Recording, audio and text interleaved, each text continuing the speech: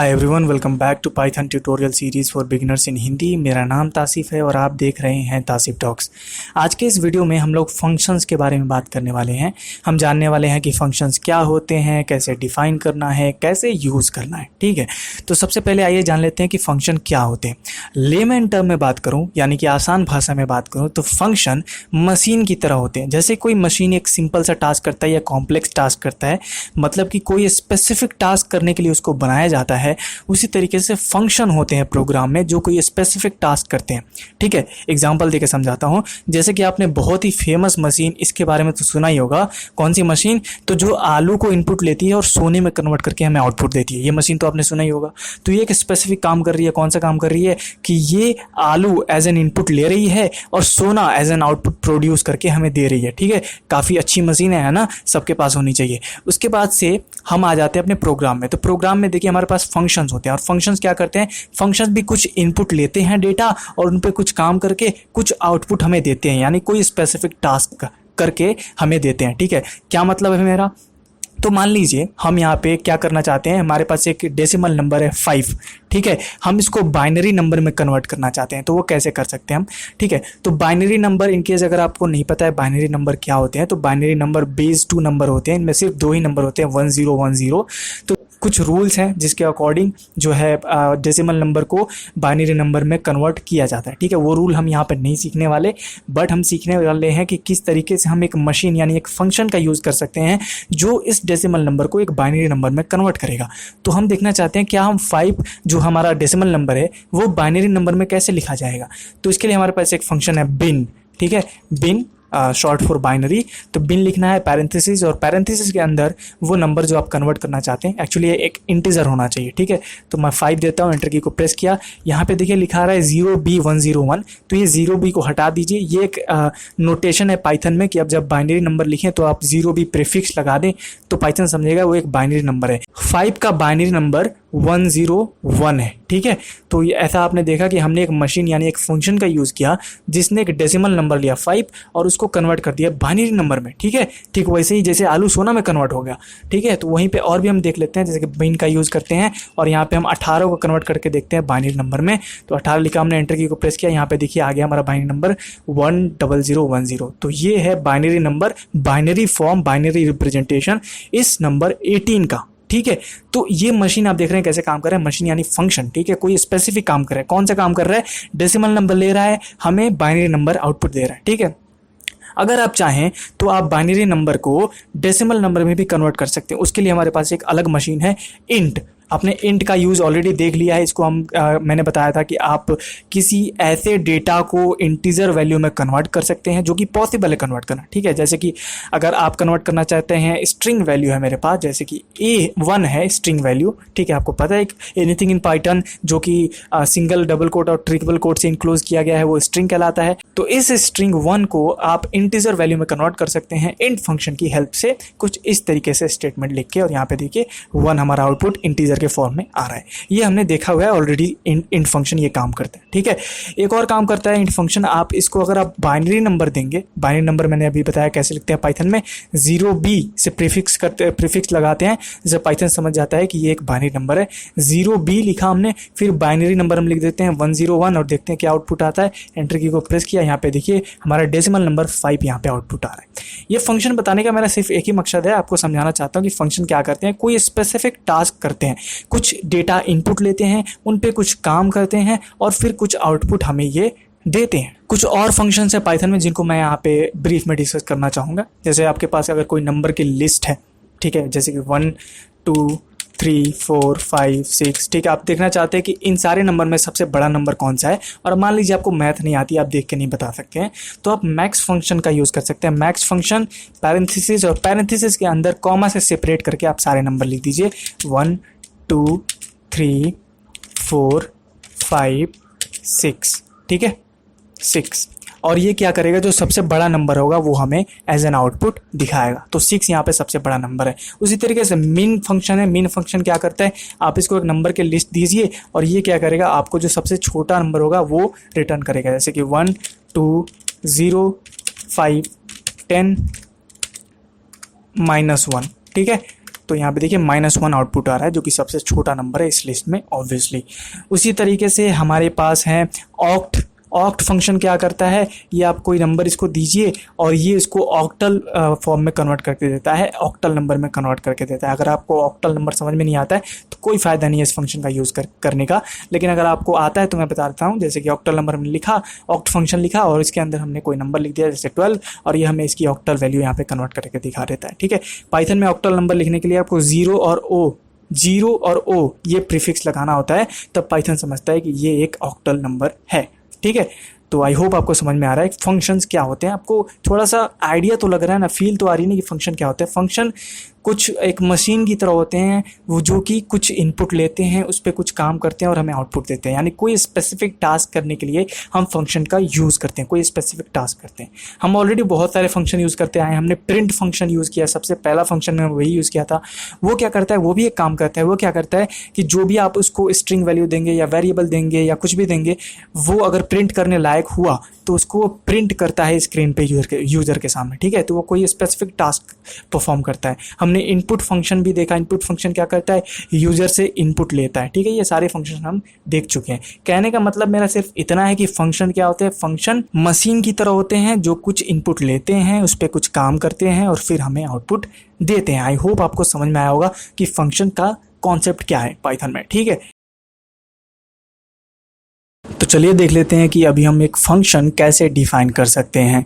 लेकिन उससे पहले एक बात ध्यान में रखिए कि ये हमारा पहला चैप्टर है, इसीलिए हम बेसिक लेवल पे सीखेंगे कि फंक्शन कैसे डिफाइन करते हैं। ठीक है, आप कुछ ज़्यादा एक्सपेक्ट मत कीजिएगा। हम सब कुछ नहीं जानने वाले हैं फंक्शन के बारे में, सिर्फ उतना ही जानने वाले हैं ताकि अगर मैं आपको कोई फंक्शन यूज़ करने के बारे में बताऊँ तो आपको कोई दिक्कत ना हो, आपको कोई कन्फ्यूज़न ना हो कि फ़ंक्शन ये क्या होता है, फ़ंक्शन क्या होता है। ठीक है, आपको समझ में आए कि फ़ंक्शन होता क्या है। ठीक है, तो इसीलिए हम चलिए सबसे पहले एक फ़ंक्शन बना लेते हैं जो 2 नंबर लेगा और उन दोनों नंबर को आपस में ऐड करके हमें रिज़ल्ट देगा। ठीक है, तो ये फ़ंक्शन कैसे बनाते हैं आइए देखते हैं। तो हम चलते हैं फाइल, न्यू फाइल। यहाँ पे एक फ़ंक्शन देखिए, सबसे पहले आपको लिखना है DEF। ठीक है, डेफ कीवर्ड, उसके बाद स्पेस और फिर फंक्शन का नाम। तो फंक्शन का नाम मैं लिख देता हूँ ऐड इट। ठीक है, ऐड इट मैंने लिखा और फिर पैरेंथेसिस के अंदर देखिए हम 2 नंबर लेना चाहते हैं, इसीलिए हमको 2 वेरिएबल डिफाइन करना होगा। ठीक है, पहले नंबर को हम पहले वेरिएबल में स्टोर करेंगे, दूसरे नंबर को हम दूसरे वेरिएबल में स्टोर करेंगे। अगर हम 3 नंबर लेना चाहते हैं तो हम 3 वेरिएबल डिफाइन करेंगे और उसी तरीके से तीसरे नंबर को हम तीसरे वेरिएबल में स्टोर करेंगे। क्या कहना चाहता हूं मैं, आइए समझते हैं। देखिए मैं यहाँ पे एक वेरिएबल डिफाइन करता हूँ num1 और कॉमा देकर num2। ठीक है, मैं डिफाइन नहीं कर रहा हूँ, मैं बस एक वेरिएबल का नाम दे रहा हूँ जो कि असाइन किया जाएगा। किस टाइप का वैल्यू असाइन किया जाएगा ये तब पता चलेगा जब इस फंक्शन का यूज़ करेंगे हम, जब इस फंक्शन को कॉल करेंगे। मान लीजिए ये फंक्शन हमारा डिफाइन हो गया। ठीक है, मान लीजिए अभी डिफाइन नहीं हुआ है, तो मान लीजिए जब इस फंक्शन को हम कॉल करेंगे ऐड इट, ऐसे ही कॉल करते हैं फंक्शन को, फंक्शन का नाम, पैरेंथेसिस और फिर क्योंकि ये 2 नंबर हमको देना है, 2 नंबर इसको देना, तो अगर हम 2 नंबर इसको देते हैं 12 और 13। ठीक है, तो ये जो पहला नंबर है वो इस पहले वेरिएबल num1 में स्टोर होगा और ये जो दूसरा नंबर है 13 ये इस दूसरे वेरिएबल num2 में स्टोर होगा। वेरिएबल में क्यों स्टोर कर रहे हैं भैया, तो हमें क्योंकि इन दोनों वेरिएबल्स पे काम करना है, इन दोनों को ऐड करके हमें रिजल्ट दिखाना है, इसीलिए हम इन वेरिएबल में इन नंबर्स को स्टोर कर रहे हैं ताकि हम बाद में इन पे प्रोसेसिंग कर सकें, बाद में इन पे काम कर सकें।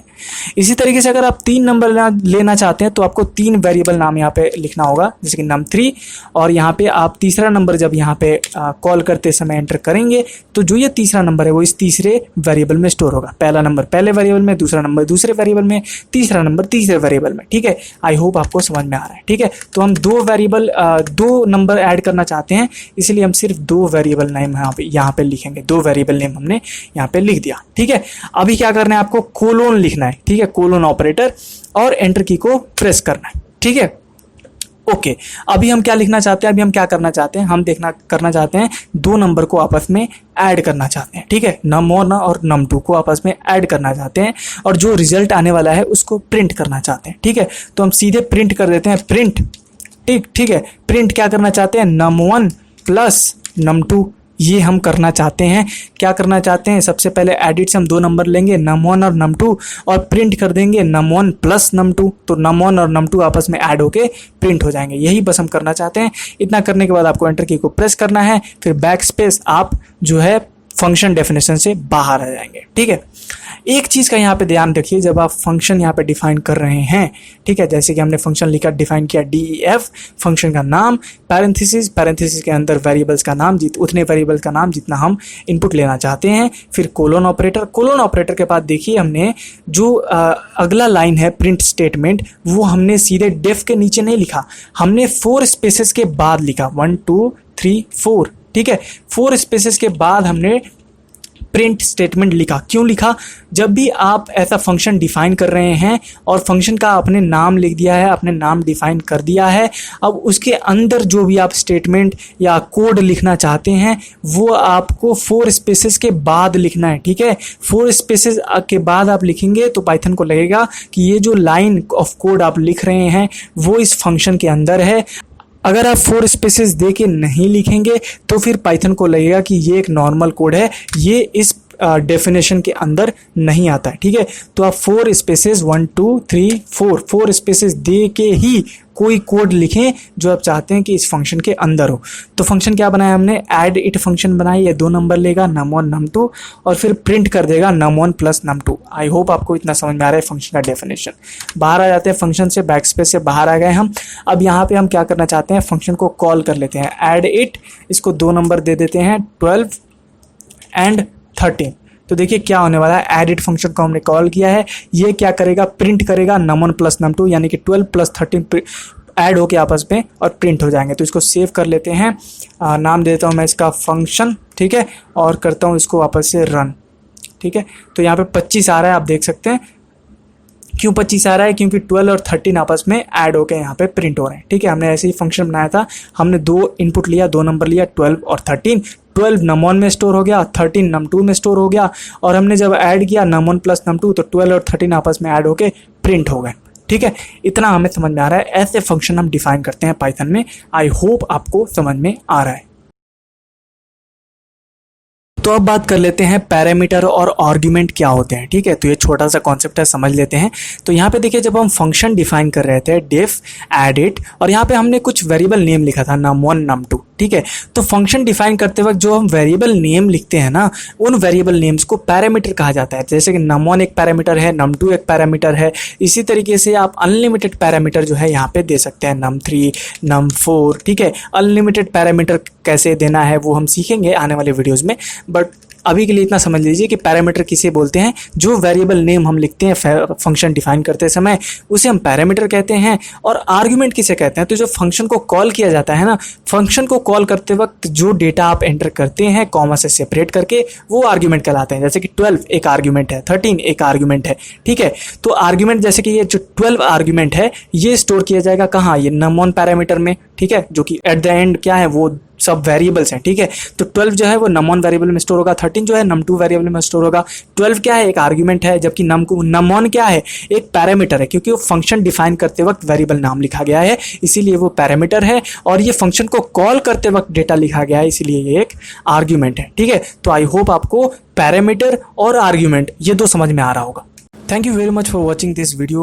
आई होप आपको वीडियो अच्छी लगी हो। मैंने इस वीडियो को जितना छोटा हो सका बनाने की कोशिश की, क्योंकि हम फंक्शन के बारे में नहीं सीख रहे हैं, क्योंकि ये हमारा पहला चैप्टर है, इसीलिए आपको बस थोड़ा सा इंट्रोडक्शन देना था कि फंक्शन होते क्या है। तो जितना मैं लेमन टर्म में समझा सकता था मैंने कोशिश की आपको समझाने की। ठीक है, अभी आपके दिमाग में बहुत सारे सवाल चल रहे होंगे कि भैया ये जो आपने एडिट फंक्शन बनाया ये तो बहुत ही बेसिक सा फंक्शन है, ये सिर्फ 2 नंबर को आपस में जोड़ के प्रिंट फंक्शन की हेल्प से प्रिंट कर दे रहा है, तो इस काम के लिए हमें फंक्शन क्यों डिफाइन करने पड़ा?